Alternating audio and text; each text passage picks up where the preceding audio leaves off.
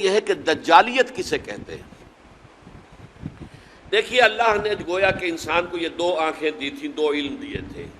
ایک علم پوٹینشلی تو ودیت کر دیا آدم کے اندر، لیکن اس کے حصول کا اپریٹس جو ہے نسل آدم میں رکھ دیا۔ آنکھ سے دیکھو، کان سے سنو، دماغ سے سوچو، چلو۔ دی بال واز سیٹ رولنگ، اب وہ گیند جو ہے وہ لڑکا دی گئی، چلتی جائے چلتی جائے چلتی جائے چلتی جائے۔ ایک علم یہ تھا۔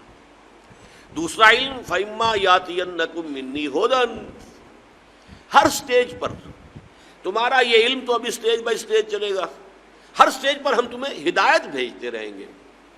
ہدایت سے مراد کیا؟ یہ کرو، یہ نہ کرو، do this, don't do this. اسی میں تمہاری خیر ہے، اسی میں بھلائی ہے، لیکن تم جانتے نہیں، تم سمجھ نہیں سکتے، تمہیں ابھی فہم نہیں ہے۔ بچے کو آپ کہتے ہیں بھائی یہ مت کرو، آپ یہ نہیں سمجھا سکتے کہ کیوں نہ کرو۔ وہ بچہ ابھی کیا سمجھے گا کیوں نہ کرو؟ ہاں، بڑا ہو کر جو ہے اس کے سمجھ میں آ جائے گا کہ واقعی بات صحیح کہی گئی تھی، مجھے یہ نہیں کرنا چاہیے تھا۔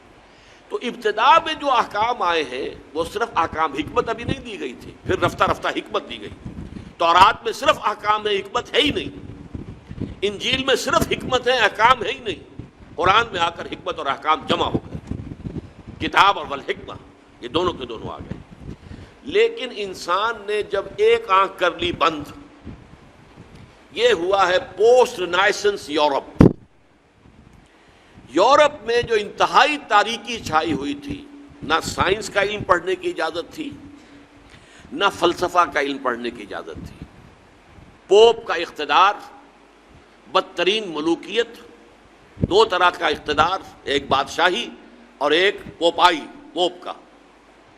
اور نہ سائنس پڑھ سکتے ہو، سائنس کی کتاب بھی کسی کے گھر سے نکل آئی تو زندہ جلا دیا جائے گا، فلسفے کی کتاب کسی گھر سے نکل آئی تو زندہ جلا دیا جائے۔ حالانکہ سائنس اور فلسفہ دونوں کا آغاز اس سے بہت پہلے ہو چکا تھا، یونان میں اور انڈیا میں۔ یہ دو جو ہیں اصل میں ancient centres of science and فلسفی بوتھ۔ لیکن یہ کہ یہ جو دور تھا میڈیول ایجز جن کو کہتے ہیں یورپ میں، ڈارک ایجز انہیں کہتے ہیں، یہ ہمارے تاریخ ادوار ہیں تاریخ کے، سائنس اور فلسفہ دونوں کی تعلیم جو ہے بند۔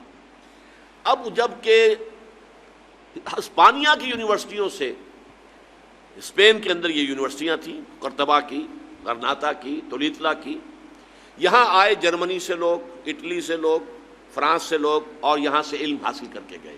ان کی آنکھیں کھولی، آنکھیں کھول کر جا کر انہوں نے اپنے ملکوں کے اندر تحریکیں شروع کی، احیاء العلوم، رینائسنس، ریفارمیشن، مذہب کے اندر اصلاح۔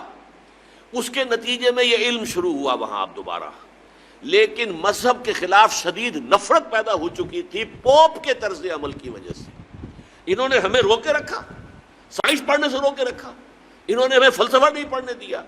اس کی وجہ سے جو رد عمل تھا دشمنی کا، تو مذہب سے بالکل انہوں نے آنکھ بند کر لی، مذہب کو دفع کرو، صرف سائنس پڑھو۔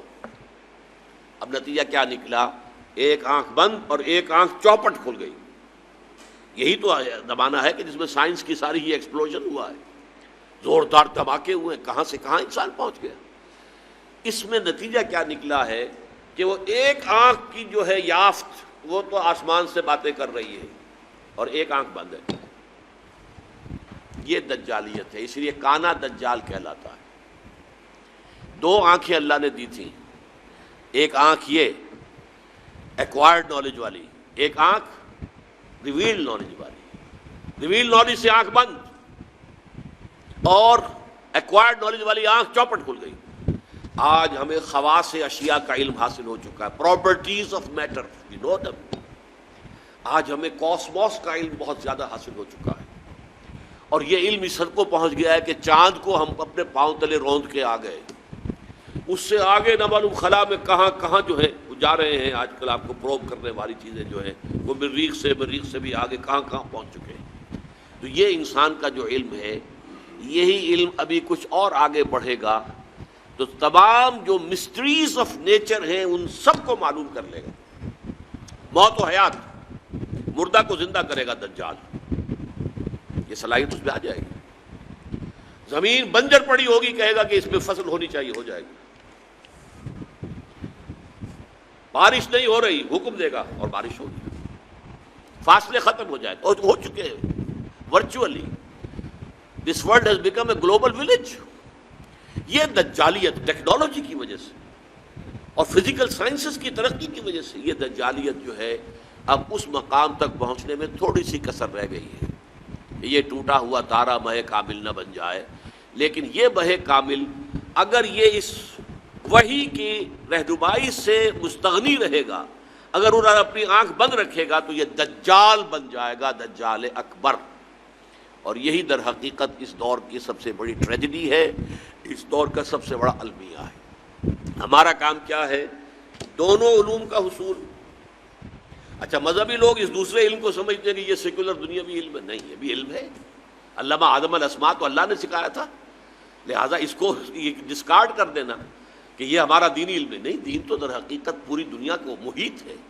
لہٰذا یہ جو علم ہے اس کو ہم کہتے ہیں، اس کو بڑا پیارا نام دیا ہے ڈاکٹر رفیع الدین مرحوم و مغفور نے کہ this universe is the work of God and Quran is the word of God. کتنا فرق ہے؟ ورک، ورڈ کے اور ڈی کا ہی فرق ہے.